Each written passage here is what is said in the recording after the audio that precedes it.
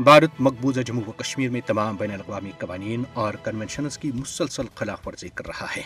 जम्मू व कश्मीर के मुतनाज़ खत्ते में G20 सरबराही इजलास मुनक़्क़द करने का मज़मून भारतीय मनसूबा अक़वाम मुत्तहिदा की साख को मजरूह करने के मुतरादिफ है। G20 ममालिक को याद रखना चाहिए कि भारत ने जम्मू व कश्मीर पर गैर कानूनी और गासिबाना कब्जा कर रखा है और मोदी हुकूमत ने 5 अगस्त 2019 में तमाम बैन अल-अक़वामी क़वानीन की खुल्लम खुल्ला खिलाफ वर्जी करते हुए मकबूजा जम्मू व कश्मीर की खुसूसी हैसियत को मनसूख किया। भारत अक़वाम मुत्तहिदा की करारदादों के खिलाफ मकबूजा जम्मू व कश्मीर में गैर कश्मीरियों को आबाद कर रहा है और इस मजमून मनसूबे के तहत आज तक 45 लाख डोमिसाइल भारतीय हिंदुओं को फराहम किए जा चुके हैं।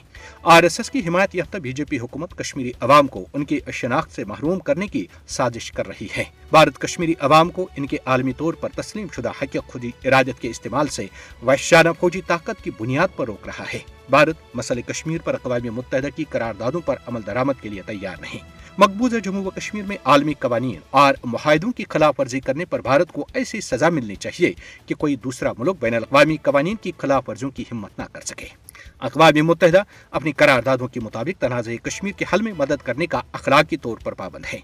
आलमी ताकतों को मकबूजा जम्मू व कश्मीर के अवाम की हालत जार पर आंखें बंद नहीं करनी चाहिए। G20 ममालिक को श्रीनगर में सरबराही इजलास में शिरकत के बजाय भारत से दहाइयों पुराने तनाज़े कश्मीर को अक़वाम मुत्तहिदा की करारदादों के मुताबिक हल करने पर मजबूर करना चाहिए ताकि एक तो दुनिया में इंसाफ का बोलबाला हो और दूसरा मजलूमों को भी उनका हक मिल सके।